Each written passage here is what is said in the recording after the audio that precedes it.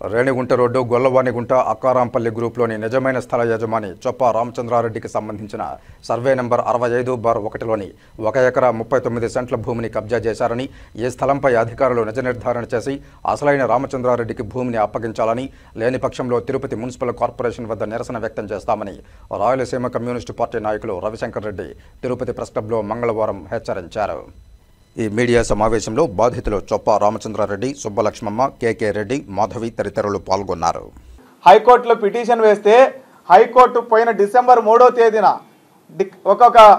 ఒక ఆర్డర్ ఇచ్చింది. ఎవరైతే ఇక్కడ పిటిషనర్లో ఈయన పేర్లు ప్రస్తావించిన అక్కడ కడతానారని వాళ్ళిద్దరిని ఆ స్థలంలోకి రానియొద్దు అని సెకండ్ రెస్పాండెంట్ పేరు కమిషనర్కి స్పష్టమైన ఆర్డర్ ఇవ్వడం జరిగింది. కమిషనర్ గారు ఈ రోజు వరకు చెప్తుంది ఏమిటంటే, నేను చెప్తున్నాను కింద అమలు చేయలేదని. కింద అమలు చేయలేదని చెప్పడానికి కమిషనర్ ఎందుకు? కింద పని వాళ్ళు పని చేయడం లేదని చెప్పడానికి కమిషనర్ ఎందుకు? ఈరోజు డీసీపీ అంటాడు మేము రోజు ఆపుతున్నాము, వాళ్ళు 2 రోజులకు ఒకసారి కడుతుంటే మేమేం చేయాలని. మేమేం చేయాలి అని చెప్పడానికి అధికారులు ఎందుకు? వాళ్ళ కార్పొరేషన్ ఆఫీస్ ముందరనో వాళ్ళ కార్పొరేషన్ స్థలంలోనో ఎవరో ఒకరు పోయి, నేను ఇంకొకరు మీరో ఎవరో ఒకరు పోయి స్థలంలో కట్టుకుంటా ఉంటే ఆయన కట్టుకుంటారని మేమేం చేయాలని అంటారా అని చెప్పి అడుగుతున్నా నేను. అంటే కార్పొరేషన్ అధికారుల మీద రాజకీయ ఒత్తిడి కారణంగానే ఈ రకమైనటువంటి పని పద్ధతుల్లో అమలు చేస్తున్నారు. సారికి మేము కంప్లైంట్ చేసినప్పుడు పోతారు, ఆపుతారు. మేము పని చేసినప్పుడు మళ్ళీ కంప్లైంట్ చేస్తే పోతారు, ఆపుతారు. మళ్ళీ మరుసటి రోజు వాళ్ళు పని చేస్తారు.